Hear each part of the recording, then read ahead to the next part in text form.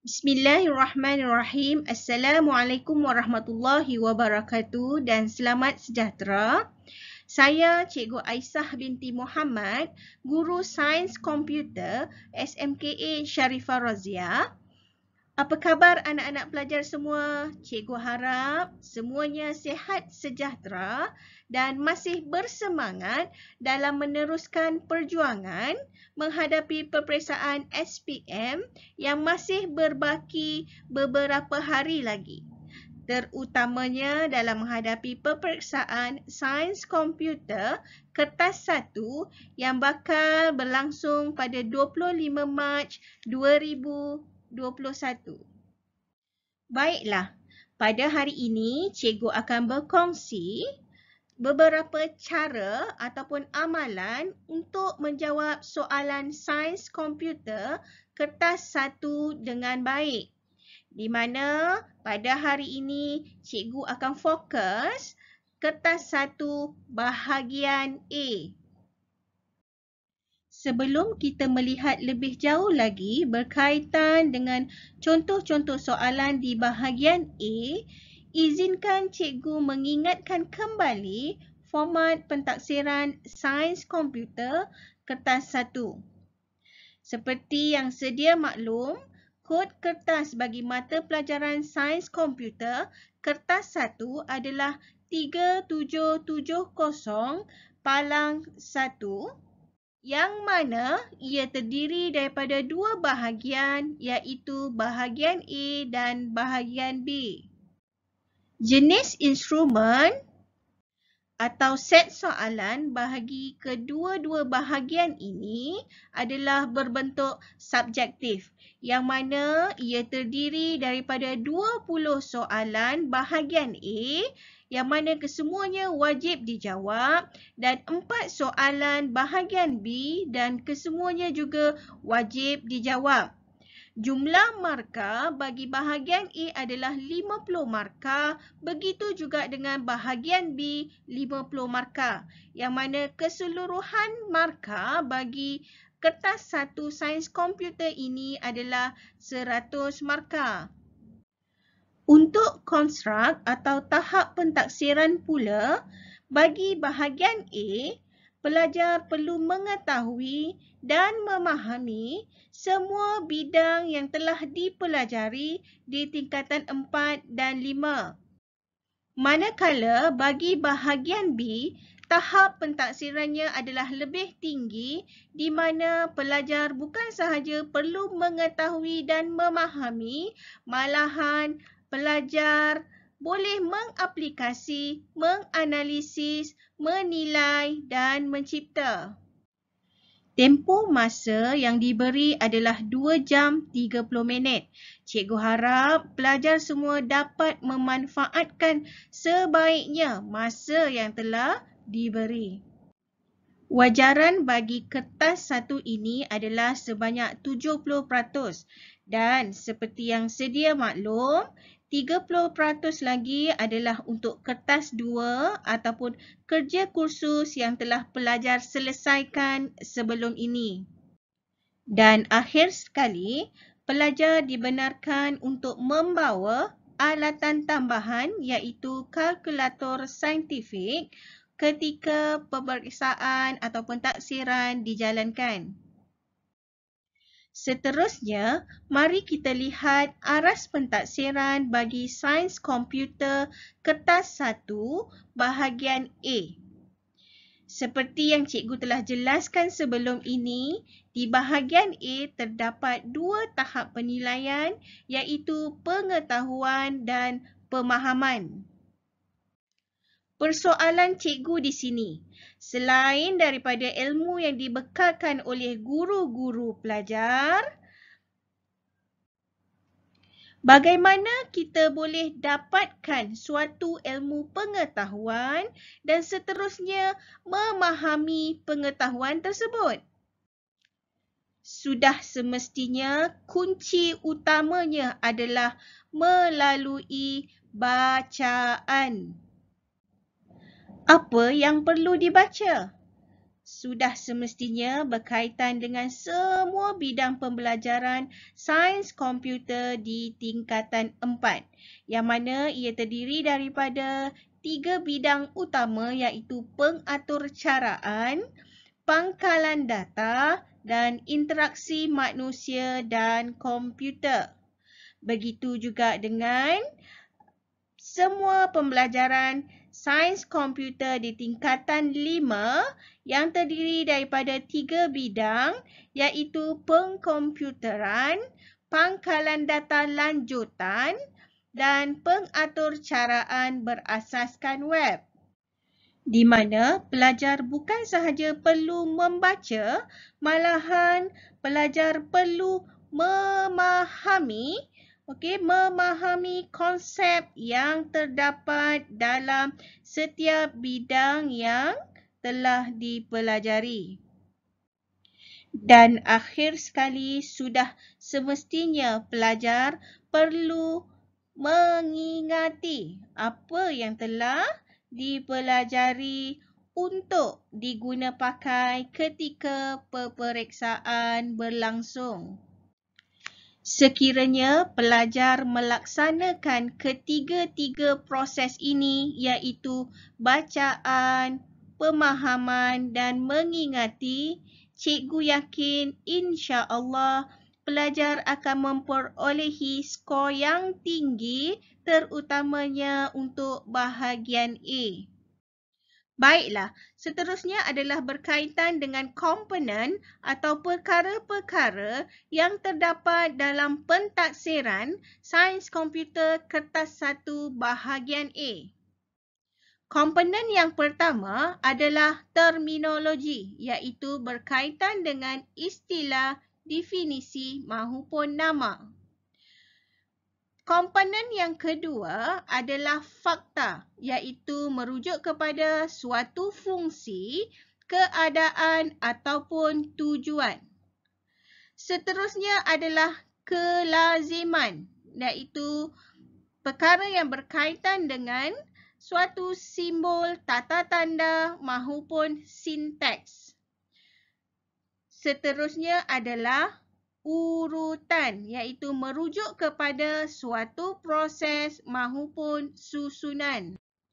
Komponen yang kelima adalah pengkelasan, di mana ia melibatkan suatu kategori, pembahagian ataupun kelompok. Seterusnya adalah berkaitan dengan kriteria, iaitu merujuk kepada suatu ciri ataupun sifat. Komponen seterusnya adalah kaedah, iaitu merujuk kepada suatu cara, teknik ataupun metod. Dan komponen yang terakhir adalah prinsip dan generalisasi, iaitu berkaitan dengan pegangan suatu pemerhatian ataupun kesimpulan. Walau bagaimanapun, ada di antara item atau soalan-soalan yang menggabungkan lebih dari satu komponen. Baiklah, untuk melihat dengan lebih jelas lagi, seterusnya cikgu akan tunjukkan contoh-contoh soalan bahagian A yang cikgu ambil dari soalan-soalan latihan dan percubaan negeri yang dikongsi di dalam ruangan Sains Komputer Malaysia. Seterusnya, mari kita lihat contoh soalan yang pertama. Jadual 3 menunjukkan aktiviti yang dilakukan dalam fasa pembangunan atur cara. Aktiviti: menulis objektif yang spesifik, relevan dan boleh dicapai bersesuaian dengan tema. Menyatakan fungsi sistem sedia ada dan kekuatan serta kelemahannya. Memberi justifikasi perlunya sistem baru. Menamakan sistem yang dibangunkan dengan nama yang sesuai. Menyediakan jadual pelaksanaan kerja projek yang jelas untuk menunjukkan fasa dan tempoh. Dari soalan ini jelas menunjukkan ia adalah berkaitan dengan fasa pembangunan atur cara. Jika pelajar telah baca dan faham topik ini, secara automatik pelajar akan dapat senaraikan kelima-lima fasa yang terdapat dalam pembangunan atur cara ini. Dan pelajar juga boleh menghubung kaitkan dengan aktiviti-aktiviti dalam kerja kursus yang telah dilaksanakan ketika di tingkatan 4. Sedikit tips untuk menjawab soalan ini. Biasakan menjawab dengan memberi jawapan yang lengkap. Contoh, soalan berkaitan dengan fasa, maka jawapan mestilah bermula dengan fasa. Mari kita lihat soalan A. Berdasarkan jadual 3, namakan fasa yang terlibat. Fasa analisis masalah. Pelajar perlu menulis jawapan yang lengkap. Fasa analisis masalah. Bukan hanya menulis analisis atau analisis masalah. Sebaiknya letak atau berikan jawapan yang lengkap fasa analisis masalah. Seterusnya, soalan B. Apakah fasa selepas fasa yang dinyatakan di A? Fasa reka bentuk. Pelajar perlu memberi jawapan yang lengkap fasa reka bentuk, bukan hanya menulis reka bentuk. Seterusnya, mari kita lihat contoh soalan yang kedua. Pernyataan 1 menjelaskan suatu teknik penyelesaian masalah berstrategi. Pernyataan 1. Semua perkara-perkara kecil dan sampingan akan diabaikan dahulu dalam senarai tugasan. Tumpuan diberikan kepada masalah yang besar dan utama. Dari soalan ini, jelas menunjukkan ia adalah berkaitan dengan teknik penyelesaian masalah berstrategi. Tips untuk menjawab soalan ini adalah baca dan fahamkan kehendak soalan dengan betul dan lihat keseluruhan soalan. Baca semua maklumat yang diberikan dalam soalan. Biasakan menjawab dengan memberi jawapan yang lengkap. Contoh, soalan berkaitan dengan teknik, maka jawapan mestilah bermula dengan teknik. Mari kita lihat soalan yang pertama. Berdasarkan pernyataan 1, namakan teknik berstrategi yang digunakan. Teknik pemikiran komputasional. Pelajar perlu memberikan jawapan yang lengkap iaitu teknik pemikiran komputasional. Bukan hanya menulis pemikiran komputasional atau komputasional. Sebaliknya, pelajar perlu memberikan jawapan yang lengkap. Soalan yang kedua. Namakan jenis teknik yang dipilih dari strategi tersebut. Teknik peniskalaan. Pelajar perlu memberikan jawapan yang lengkap iaitu teknik peniskalaan.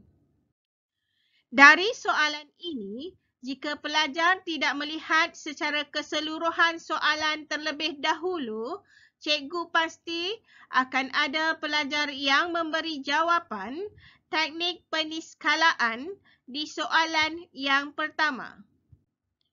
Oleh itu, adalah sangat penting untuk pelajar melihat keseluruhan soalan terlebih dahulu.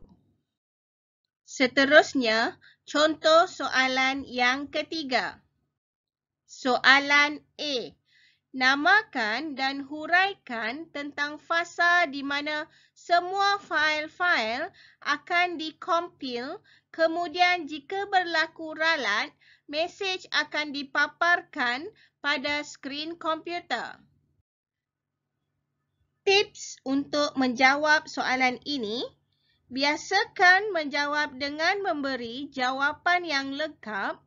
Contoh, soalan berkaitan dengan ralat, maka jawapan mestilah bermula dengan ralat. Lihat jumlah markah bagi setiap soalan yang diberi. Berdasarkan soalan ini, jelas menunjukkan ia adalah berkaitan dengan fasa pembangunan sistem dan juga ralat. Dalam soalan A ini juga dapat dilihat terdapat dua perkara yang dikehendaki oleh soalan, iaitu namakan dan huraikan. Maka jawapannya adalah fasa pengujian dan yang ralat. Kemudian huraiannya adalah fasa menguji dan membaiki kod sekiranya terdapat ralat. Soalan B, namakan jenis ralat ini yang memaparkan mesej ralat di skrin komputer. Ralat sintaks. Pastikan pelajar memberi jawapan yang lengkap. Ralat sintaks, bukan hanya menulis sintaks.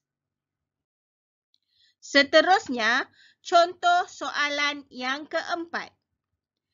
Rajah 17 menunjukkan sebuah litar get gabungan dengan dua input, iaitu A dan B.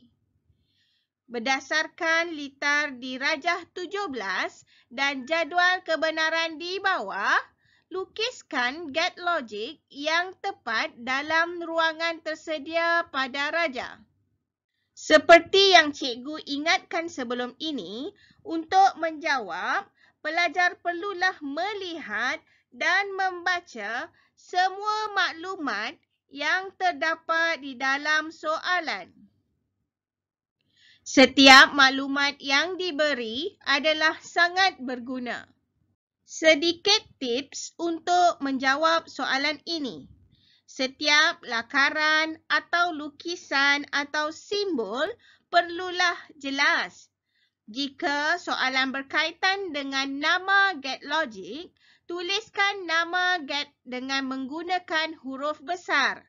Contoh, get dan atau get atau. Seterusnya, mari kita lihat jawapannya. Get yang pertama adalah get dan get yang kedua adalah get atau. Di sini, sekali lagi ingin cikgu ingatkan, lukisan jawapan yang diberi perlulah jelas. Seterusnya, mari kita lihat contoh soalan yang kelima. Rajah 2 menunjukkan struktur kawalan ulangan berbentuk sebuah carta alir yang dihilangkan alirannya. Pada rajah 2, lengkapkan semula arah aliran yang tepat bagi menunjukkan struktur kawalan ulangan. Berdasarkan soalan ini, jelas menunjukkan ia adalah berkaitan dengan struktur kawalan ulangan. Cikgu percaya sekiranya pelajar telah membaca dan memahami topik berkaitan dengan struktur kawalan ulangan ini, sudah pastinya pelajar akan dapat menjawab soalan ini dengan baik. Sedikit tips untuk menjawab soalan ini. Setiap lakaran atau lukisan atau simbol perlulah jelas. Sekiranya melibatkan carta alir, pastikan setiap aliran anak panah menyentuh simbol selepasnya. Baiklah, mari kita lihat jawapannya. Aliran yang pertama. Aliran yang kedua. Aliran yang ketiga. Ingin cikgu ingatkan sekali lagi, setiap lakaran iaitu aliran ataupun simbol, mestilah jelas. Contoh soalan seterusnya adalah seperti berikut. Rajah 4 di bawah menunjukkan proses reka bentuk interaksi dengan aktiviti yang sesuai untuk mendapatkan paparan skrin produk yang baik. Berdasarkan rajah 4 di atas, nyatakan proses X dan Y. Sekiranya pelajar telah membaca topik ini, sudah semestinya pelajar dapat menyenaraikan keempat-empat proses ini dengan baik. Tips untuk menjawab soalan ini adalah seperti berikut. Biasakan memberi jawapan yang lengkap. Berdasarkan soalan ini, jelas menunjukkan ia berkaitan dengan proses reka bentuk interaksi. Mari kita lihat jawapan bagi soalan yang diberi. Berdasarkan rajah 4 di atas, nyatakan proses X. Membangunkan reka bentuk alternatif. Proses Y. Membina prototipe interaksi. Di sini, seperti yang cikgu maklumkan sebelum ini, pelajar perlulah memberi jawapan yang lengkap seperti yang terkandung di dalam buku teks.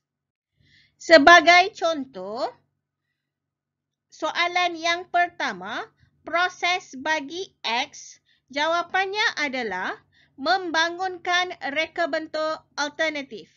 Maka, pelajar perlulah memberi jawapan yang lengkap membangunkan reka bentuk alternatif dan bukan hanya menulis reka bentuk alternatif sahaja.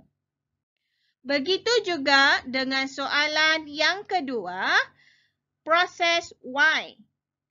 Jawapannya adalah membina prototipe interaksi. Maka, pelajar perlu menulis dengan lengkap membina prototipe interaksi. Bukan hanya menulis prototipe interaksi ataupun prototipe sahaja. Seterusnya, mari kita lihat contoh soalan 7.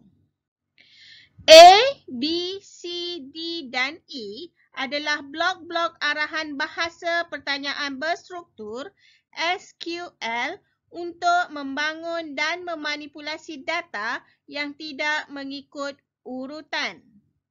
Susun blok arahan SQL itu mengikut urutan yang betul dengan menulis A, B, C, D dan E pada ruang yang disediakan. Jawapan B diberi. Untuk soalan yang berkaitan dengan SQL ini, sudah semestinya ia berkait rapat dengan aktiviti ketika pelajar membangunkan projek bagi kertas 2. Tips untuk menjawab soalan ini adalah baca dan fahamkan kehendak soalan dengan betul dan lihat keseluruhan soalan. Untuk menjawab soalan ini, yang pertama, pelajar perlulah membaca keseluruhan maklumat yang diberi dalam soalan. Dan yang kedua, bacalah kehendak soalan. Sekiranya soalan meminta pelajar menulis A, B, C, D atau E, maka tulislah jawapan tersebut. Sebaliknya, jika soalan meminta untuk pelajar menyalin semula, maka patuh dan ikutlah arahan yang diberi. Baiklah, mari kita lihat jawapannya. E, C, A dan D. Seterusnya, mari kita lihat contoh soalan yang ke-8. Jadual 1A, 1B dan 1C di bawah menunjukkan 3 jadual dalam pangkalan data hubungan rekod pinjaman alatan ICT. Berdasarkan jadual di atas, nyatakan ketetapan bagi. Sebelum cikgu kongsikan jawapan, mari kita lihat tips untuk menjawab soalan ini. Baca dan fahamkan kehendak soalan dengan betul dan lihat keseluruhan soalan. Biasakan menjawab dengan memberi jawapan yang lengkap. Contoh, soalan berkaitan dengan kunci, maka jawapan mestilah bermula dengan kunci.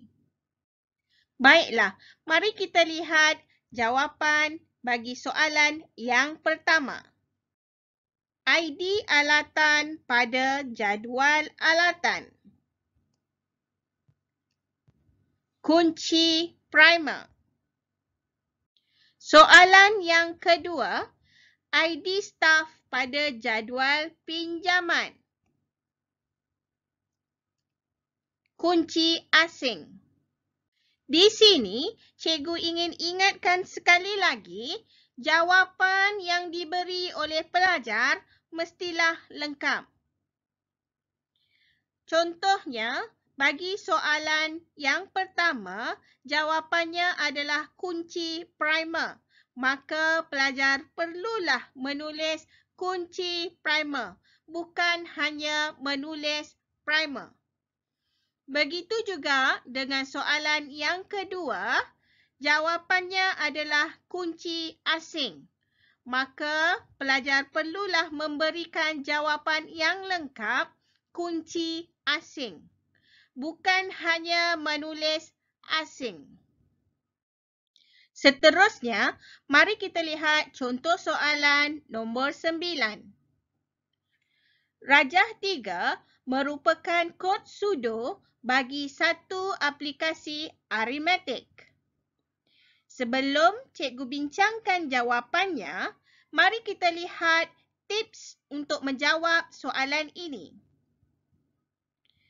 Baca dan fahamkan kehendak soalan dengan betul dan lihat keseluruhan soalan.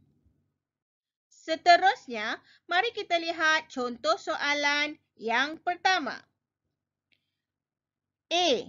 Nyatakan perwakilan data bagi 1.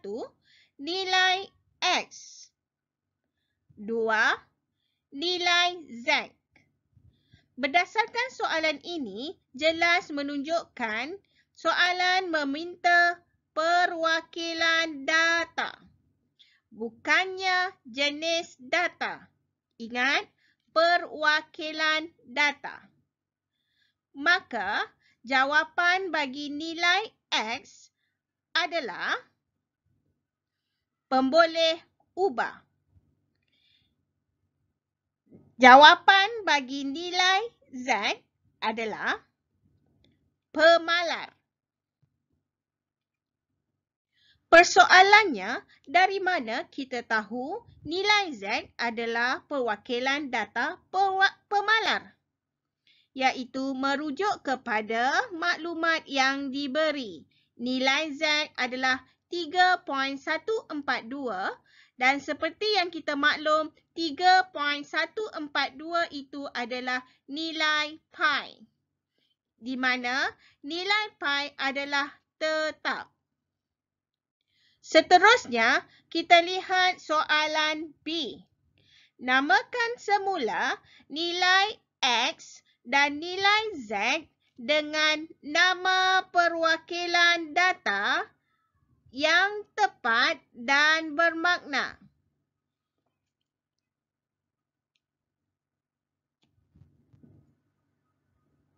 Nilai X adalah jejari, nilai Z adalah pi. Persoalannya, di mana kita boleh tahu nilai X itu adalah jejari. Kita boleh rujuk di formula yang diberi.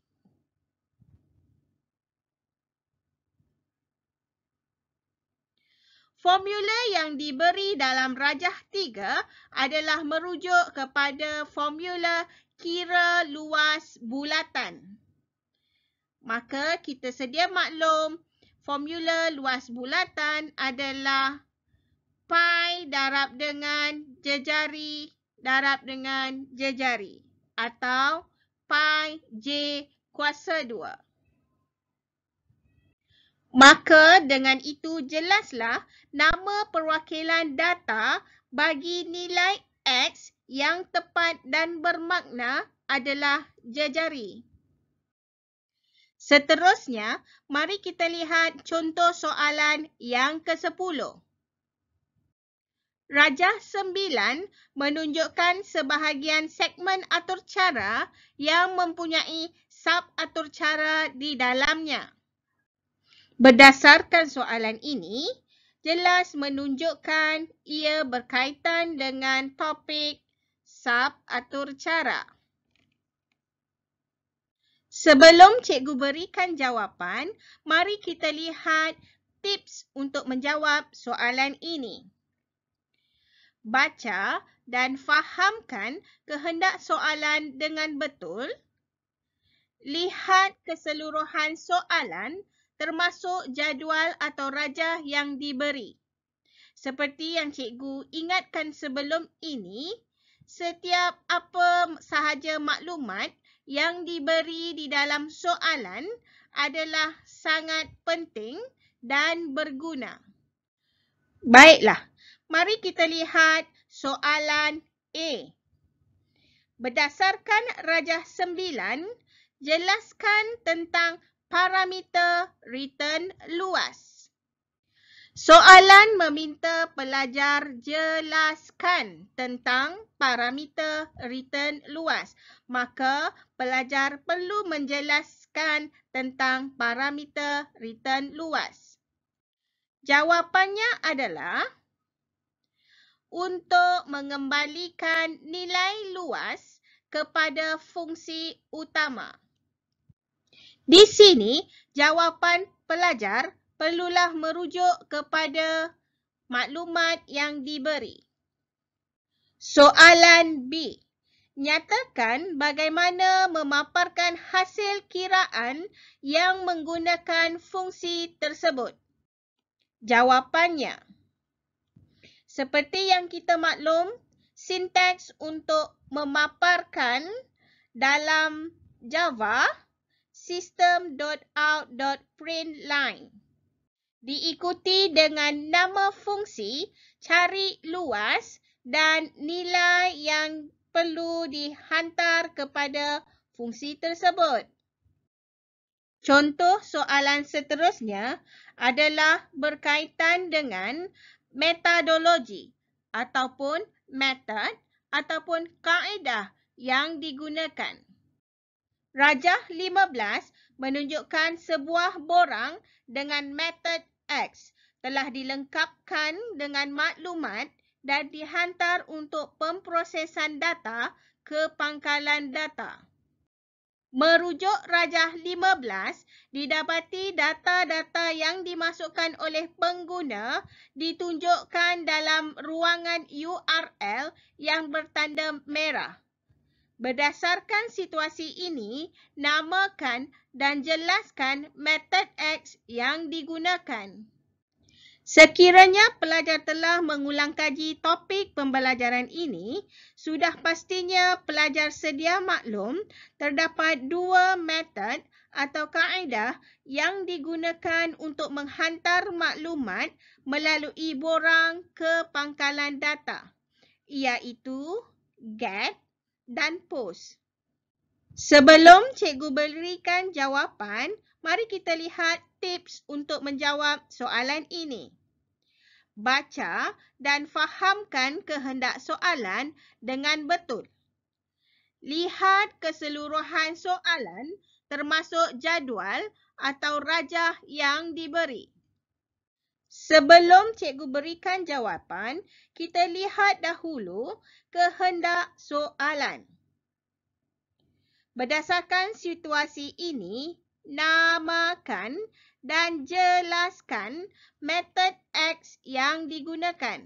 Selain itu, pelajar juga perlu melihat jumlah markah yang diperuntukkan untuk soalan tersebut. Baiklah, mari kita lihat bersama-sama jawapannya. Metod bernama get. Get akan mengambil setiap data dan disimpan sementara pada URL. Jika dilihat di dalam kotak ini, jelas menunjukkan maklumat berkaitan nama, user, password dan status daftar dinyatakan dalam URL. Maka, metod X yang digunakan adalah get. Seterusnya, mari kita lihat contoh soalan yang ke-12. Soalan ini adalah berkaitan dengan komponen prinsip. Pernyataan 3 merujuk kepada prinsip kebergantungan fungsi. Pernyataan 3. Dalam penormalan peringkat X, semua atribut dalam jadual murid bergantung kepada atribut ID murid kunci prima. Manakala, semua atribut dalam jadual buku bergantung kepada kod buku kunci prima. Sebelum kita bincangkan jawapannya, mari kita lihat tips untuk menjawab soalan ini. Baca dan fahamkan kehendak soalan, lihat keseluruhan soalan termasuk jadual atau rajah yang diberi, biasakan menjawab dengan memberi jawapan yang lengkap. Sebelum cikgu memberikan jawapan, mari kita lihat apakah maklumat yang penting terdapat dalam pernyataan 3. Maklumat yang pertama. Semua atribut dalam jadual murid bergantung kepada atribut ID murid kunci prima. Maklumat yang kedua. Semua atribut dalam jadual buku bergantung kepada kod buku kunci prima. Di sini jelas menunjukkan peringkat X mempunyai kebergantungan fungsi sepenuh. Dan seperti yang pelajar tahu, kebergantungan fungsi sepenuh berada dalam peringkat penormalan 2NF. Oleh itu, merujuk kepada soalan A, kenal pasti peringkat penormalan sebelum peringkat X. Jawapannya adalah 1NF. Soalan B, nama bagi penormalan peringkat X. Jawapannya adalah 2NF. Dan soalan C, namakan kebergantungan fungsi yang wujud dalam peringkat X. Jawapannya adalah kebergantungan fungsi sepenuh. Untuk jawapan soalan C, ingin cikgu ingatkan, pastikan jawapan yang diberi adalah lengkap. Kebergantungan fungsi sepenuh. Bukannya memberi jawapan yang ringkas seperti sepenuh atau fungsi sepenuh. Sebaliknya, pelajar perlu menjawab dengan lengkap kebergantungan fungsi sepenuh. Contoh soalan seterusnya adalah berkaitan dengan prinsip. Jadual 1 menunjukkan sebahagian daripada borang penilaian ke atas satu aplikasi interaktif. Prinsip S. Saya tahu apa yang akan dipaparkan apabila saya menekan butang tertentu. Ya. Saya dapat mencapai halaman yang tepat mengikut kehendak saya. Ya. Prinsip T. Saya tahu sama ada butang boleh diklik atau tidak. Ya. Saya dapat tahu proses yang sedang dilaksanakan oleh aplikasi melalui paparan visual. Ya. Prinsip U. Saya dapat menggunakan aplikasi tanpa sebarang panduan penggunaan. Tidak. Saya tahu fungsi butang dalam aplikasi. Tidak. Berdasarkan jadual 1, kenal pasti prinsip. Sebelum cikgu berikan jawapannya, mari kita lihat tips untuk menjawab soalan ini. Baca dan fahamkan kehendak soalan. Lihat keseluruhan soalan termasuk jadual atau rajah yang diberi. Biasakan menjawab dengan memberi jawapan yang lengkap. Seterusnya, mari kita lihat jawapan bagi setiap penilaian atau penyataan prinsip yang diberi. Prinsip S adalah kebolehan untuk menjangka. Prinsip T, maklum balas. Dan prinsip U, mudah dipelajari. Ingin cikgu ingatkan sekali lagi, jawapan yang diberi perlulah lengkap. Contohnya, prinsip bagi S adalah kebolehan untuk menjangka. Pelajar perlulah memberi jawapan yang lengkap, bukan hanya menulis menjangka. Sebaliknya, pelajar perlu memberikan jawapan yang lengkap, iaitu kebolehan untuk menjangka. Baiklah, sekarang kita lihat contoh soalan bahagian A yang terakhir. Rajah 3 menunjukkan ERD bagi entiti pensyarah. Berdasarkan rajah 3 di atas, tukarkan ERD tersebut kepada set hubungan dalam bentuk pernyataan teks. Dari soalan yang diberi, jelas menunjukkan ia adalah berkaitan dengan ERD dan set hubungan. Dan seperti yang sedia maklum, ERD dan set hubungan ini adalah berkait rapat dengan aktiviti yang pelajar lakukan ketika membangunkan projek untuk kertas 2.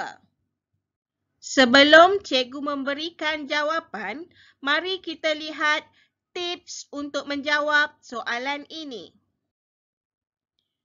Bagi jawapan yang melibatkan menyalin semula maklumat yang diberi dalam soalan, pastikan tiada kesilapan ejaan. Mari kita lihat jawapan yang diberi. Di sini, ingin cikgu ingatkan sekali lagi, bagi jawapan yang melibatkan menyalin semula maklumat yang diberi dalam soalan, pastikan tiada kesilapan ejaan mahupun simbol. Seperti mana yang tertulis dalam rajah 3, begitulah yang akan ditulis pada jawapan pelajar. Baiklah, berdasarkan contoh-contoh soalan yang cikgu telah berikan tadi, dapat dilihat beberapa kata kunci yang sering digunakan dalam soalan sains komputer kertas 1 bahagian A ini. Antaranya adalah namakan, namakan dan jelaskan, nyatakan, nyatakan dan jelaskan, lengkapkan, lakarkan, susun, kenal pasti, dan akhir sekali, tuliskan. Cikgu harap dengan perkongsian ini sedikit sebanyak dapat membantu pelajar untuk menjawab soalan sains komputer kertas 1 bahagian A dengan baik.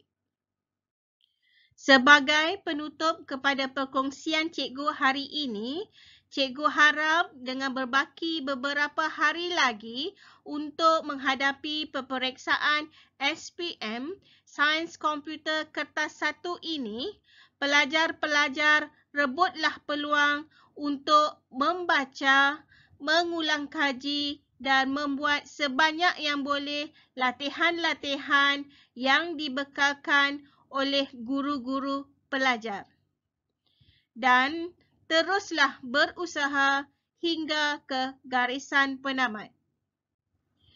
Ingat anak-anak pelajar, awak semua telah lama berusaha lebih dari 2 tahun untuk menghadapi peperiksaan ini. Jadi, jangan sia-siakan peluang yang diberi hanya dalam masa 2 jam 30 minit nanti.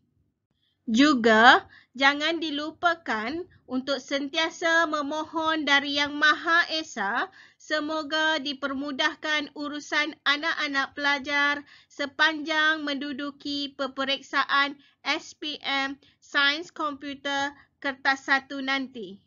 Dan seterusnya akan memperolehi keputusan yang baik.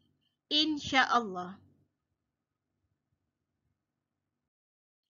Akhir kata, cikgu ucapkan selamat maju jaya kepada anak-anak pelajar semua dan semoga usaha kita semua, usaha anak-anak pelajar semua diberkati.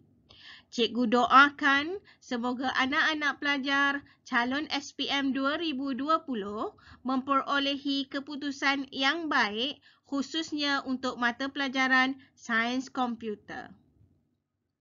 Semoga apa yang cikgu kongsikan hari ini dapat memberikan manfaat kepada anak-anak pelajar ketika menjawab soalan peperiksaan sains komputer yang bakal tiba tidak lama lagi. Cikgu juga ingin memohon maaf sekiranya terdapat kesilapan sepanjang perkongsian ini. Sesungguhnya, yang baik itu dari Yang Maha Esa dan yang buruk itu dari kelemahan cikgu sendiri. Semoga kita berjumpa lagi. Sekian, terima kasih.